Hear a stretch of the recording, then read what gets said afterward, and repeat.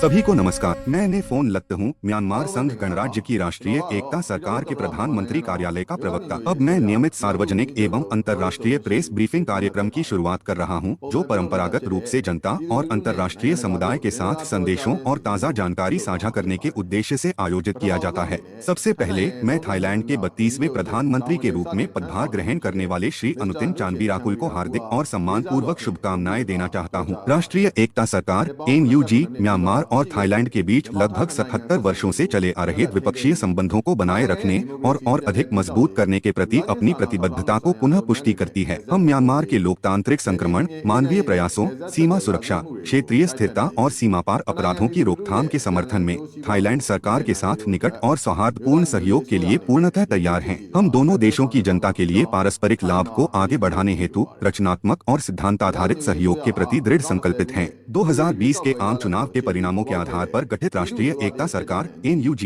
जनता की वैध सरकार का प्रतिनिधित्व करती है। इस सरकार पर यह नैतिक और संवैधानिक जिम्मेदारी है कि वह उन नागरिकों के जीवन, घरों और संपत्ति की रक्षा करे जो अब भी सैन्य जुंटा की हिंसात्मक दमनकारी नीतियों के तहत पीड़ा झेल रहे हैं। इस कर्तव्य की पूर्ति हेतु रक्षा मंत्रालय ने 5 मई 2021 को जनता रक्षा बल PDF की स्थापना की। इसके गठन के बाद 7 सितंबर 2021 को NUG ने देशव्यापी रक्षात्मक प्रतिरोध युद्ध की घोषणा की, जिसमें जातीय क्रांतिकारी संगठनों और अन्य प्रतिरोध बलों के साथ सहयोग किया गया। यह संयुक्त प्रयास संघीय लोकतांत्रिक संघ की स्थापना के साझा लक्ष्य की दिशा में आगे बढ़ने के लिए किया गया है। इस वर्ष 7 सितंबर को यह घोषणा जनता के सामूहिक प्रतिरोध के 4 वर्ष पूरे होने का प्रतीक है। उसी दिन राष्ट्रीय एकता सरकार NUG के रक्षा मंत्रालय ने जनता रक्षात्मक युद्ध की चौथी वर्षगांठ के अवसर पर अपनी रिपोर्ट जारी की। इस रिपोर्ट में आतंकवादी सैन्य जुंटा की कमजोर होती स्थिति, क्रांतिकारी बलों द्वारा नियंत्रित क्षेत्रों की स्थिति, 2024 से 2025 में अपेक्षित प्रमुख विजय और जनता रक्षा बलों PDF द्वारा सामना की जा रही चुनौतियों का विस्तृत विवरण प्रस्तुत किया गया। रिपोर्ट में यह भी उल्लेख किया गया कि रक्षा मंत्रालय ने 235 टाउनशिप में जनता रक्षा संगठन PDO की संरचना को सफलतापूर्वक स्थापित किया है। इसके अतिरिक्त जनता रक्षा बलों के अंतर्गत कुल 356 बटालियनों को 10 क्षेत्रीय सैन्य कमान में संगठित किया गया है। रिपोर्ट ने यह पुष्टि की कि जनता रक्षा बल सहयोगी क्रांतिकारी संगठनों के साथ समन्वय करते हुए क्रांति के लक्ष्यों की पूर्ण प्राप्ति तक अपने प्रयासों को निरंतर जारी रखेंगे। पिछले 4 वर्षों के जनता रक्षात्मक युद्ध के दौरान जनता रक्षा बलों PDF के साहसी सदस्य अदम्य साहस और अटूट संकल्प के साथ संघर्ष करते रहे हैं। हम उन सभी वीर शहीदों को गंभीर श्रद्धांजलि अर्पित करते हैं जिन्होंने जनता की रक्षा करते हुए अपना जीवन, अंग और स्वास्थ्य बलिदान कर दिया। उनकी वीरता और निःस्वार्थता को हम सर्वोच्च सम्मान के साथ स्मरण करते हैं। उनके बलिदानों के प्रति गहन आदर के साथ हम यह संकल्प दोहराते हैं कि वसंत क्रांति की अंतिम विजय तक यह संघर्ष निरंतर जारी रहेगा। राष्ट्रीय एकता सरकार NUG राज्य परामर्शदाता डॉ आंग सान सू की की बिगड़ती स्वास्थ्य स्थिति को लेकर गहरी चिंता व्यक्त करती है। 80 वर्ष से अधिक आयु होने के बावजूद उन्हें अब भी आतंकवादी सैन्य जुंटा द्वारा अन्यायपूर्ण रूप से हिरासत में रखा गया है। उनके पुत्र श्री किम एरिस के अनुसार उन्हें हृदय संबंधी गंभीर लक्षणों का सामना करना पड़ रहा है और उन्हें उचित चिकित्सकीय उपचार तक पहुंच से वंचित रखा गया है। यदि उनके स्वास्थ्य को कोई क्षति पहुंचती है तो इसकी पूर्ण जिम्मेदारी उन लोगों पर होगी जिन्होंने राष्ट्रीय नेताओं की अवैध गिरफ्तारी की और राज्य के विरुद्ध विश्वासघात जैसे कृत्य किए। राष्ट्रीय एकता सरकार राष्ट्रपति यू विन मिंट और राज्य परामर्शदाता डॉ आंग सान सू की सहित सभी राजनीतिक बंदियों की बिना शर्त रिहाई की तत्काल मांग करती है। साथ ही जेलों में गुप्त रूप से की जा रही फांसी की घटनाओं को तुरंत समाप्त करने की मांग करती है और यह भी जोर देती है कि सभी राजनीतिक बंदियों को पारिवारिक मुलाकात, चिकित्सकीय देखभाल और अन्य मूलभूत अधिकारों तक पूर्ण पहुंच दी जाए। हम उन सभी देशों, संगठनों और व्यक्तियों से जो मानवाधिकारों को महत्व देते हैं यह अपील करते हैं कि वे ठोस कदम उठाएं और आतंकवादी सैन्य शासन पर इन मांगों को पूरा करने के लिए प्रभावशाली दबाव डालें। राष्ट्रीय एकता सरकार NUG और म्यांमार की जनता यूनाइटेड किंगडम के पूर्व विदेश सचिव श्री विलियम हेग द्वारा डॉ आंग सान सू की रिहाई और उनके लिए मानवीय सिद्धांतों एवं आवश्यकताओं के अनुरूप उचित चिकित्सकीय देखभाल सुनिश्चित करने की अपील के लिए हार्दिक आभार व्यक्त करते हैं। 31 जुलाई 2025 को आतंकवादी सैन्य जुंटा ने एक अवैध और दिखावटी चुनाव को बलपूर्वक आयोजित करने के प्रयास में संगठनात्मक संरचना में बदलाव किया।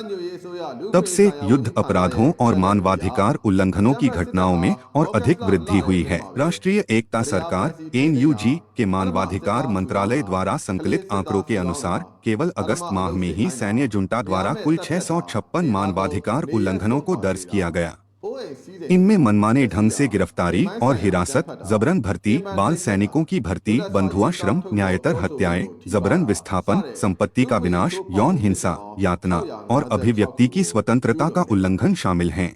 सागाइन क्षेत्र के मिनकुन टाउनशिप में एक अत्यंत क्रूर घटना सामने आई, जहां आतंकवादी सैन्य बल की बटालियन 33 ने मेजालिचाउंग गांव में अभियान चलाया। इस हमले के दौरान 30 वर्षीय नागरिक को जौ म्यो की निर्मम हत्या कर दी गई।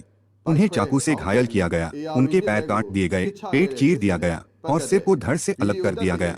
इसके बाद उनका शव आयरवाड़ी नदी में फेंक दिया गया। इस अमानवीय कृत्य से संबंधित वीडियो साक्ष्य और प्रत्यक्षदर्शियों की गवाही प्राप्त की जा चुकी है। इसके अतिरिक्त केवल अगस्त माह के दौरान ही आतंकवादी सैन्य जुंटा ने 5 या अधिक पीड़ितों को लक्षित करते हुए सामूहिक हत्याओं की कुल 22 घटनाओं को अंजाम दिया, जिनमें 225 नागरिकों की जान गई। हालांकि जनवरी से अगस्त 2025 तक हर महीने इस प्रकार की सामूहिक हत्याएं दर्ज की गई हैं, लेकिन अगस्त में इन घटनाओं की संख्या और मृतकों की संख्या दोनों ही अपने उच्चतम स्तर पर पहुंच गई। हवाई हमलों के संदर्भ में केवल अगस्त माह के दौरान ही आतंकवादी सैन्य जुंटा ने कुल 493 हवाई हमले किए, जिनमें 278 नागरिकों की मृत्यु हुई। मृतकों में 18 वर्ष से कम आयु के 44 बच्चे शामिल थे, जबकि 46 व्यक्तियों की आयु की पहचान नहीं हो सकी। ये हवाई हमले जानबूझकर नागरिक क्षेत्रों को निशाना बनाते हुए किए गए, जिनमें स्कूल, अस्पताल और धार्मिक स्थल भी शामिल थे। परिणामस्वरूप केवल एक माह में ही 15 स्कूल, 6 चिकित्सा केंद्र और 36 धार्मिक संरचनाएं क्षतिग्रस्त या पूर्णतः नष्ट हो गईं।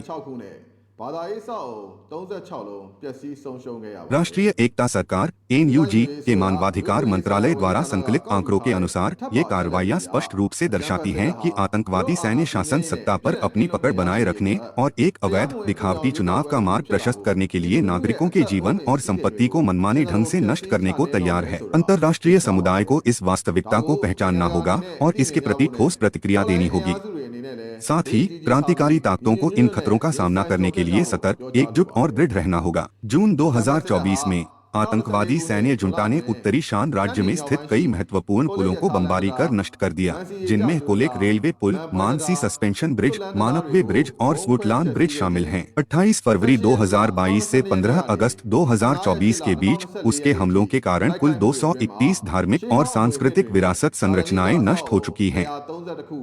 इसके अतिरिक्त जुंटा ने यूनेस्को विश्व धरोहर स्थल के रूप में सूचीबद्ध प्राचीन प्यू नगर क्षेत्र के गांवों में आगजनी की घटनाएं की और बागान सांस्कृतिक क्षेत्र में भी हवाई हमले किए। जुलाई और अगस्त 2025 के दौरान सैन्य जुंटा ने कई धार्मिक स्थलों पर बमबारी की, जिनमें सागाइन क्षेत्र का लिनतालू मठ, मांडले क्षेत्र का स्कापिन मठ और मो राज्य का चांद मेईसू मठ शामिल हैं। 25 अगस्त 2025 को उसने मरावक्यू के सांस्कृतिक विरासत क्षेत्र पर भी हवाई हमला किया। ये कार्रवाइयां औद्योगिक, धार्मिक और सांस्कृतिक विरासत की जानबूझकर की गई विनाशलीला को दर्शाती हैं और संरक्षित विरासत क्षेत्रों में नागरिकों की गंभीर क्षति का कारण बनी हैं। 24 अगस्त 2025 की सुबह उत्तरी शान राज्य में स्थित गोथ तित पुल, जो संक्रमणकालीन युग की एक महत्वपूर्ण सांस्कृतिक विरासत स्थल माना जाता है, के ध्वस्त होने की पुष्टि हुई।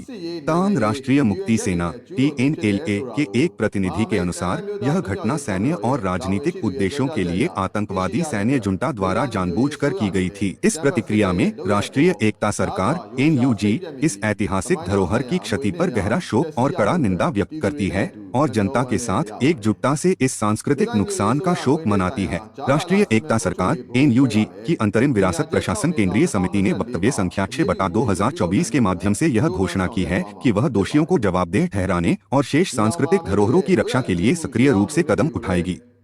राष्ट्रीय एकता सरकार यह प्रतिबद्धता दोहराती है कि वह सहयोगी जातीय संगठनों के साथ मिलकर पारंपरिक और प्राचीन विरासतों की रक्षा हेतु समन्वित प्रयास करती रहेगी, ताकि आने वाली पीढ़ियां भी इन सांस्कृतिक निधियों से जुड़ सकें।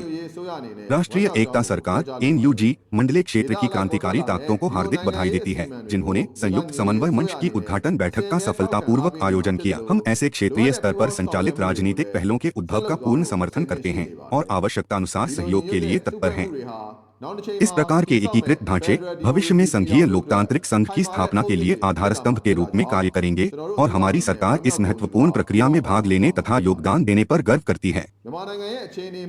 राष्ट्रीय एकता सरकार (NUG) कुछ देशों से यह आग्रह करती है कि वे आतंकवादी सैन्य जुंटा द्वारा आयोजित अवैध और दिखावटी चुनाव को किसी भी प्रकार की वैधता या समर्थन न दें। यह चुनाव म्यांमार की वास्तविक स्थिति और वहां की जनता की इच्छाओं को जानबूझकर नजरअंदाज करता है। इतिहास ने यह स्पष्ट रूप से दिखाया है कि लोकतंत्र किसी भी ऐसे अधिनायकवादी शासन के अंतर्गत विकसित नहीं हो सकता जो न केवल नागरिकों के मूलभूत अधिकारों और स्वतंत्रताओं को नकारता है बल्कि उनका खुलेआम उल्लंघन भी करता है।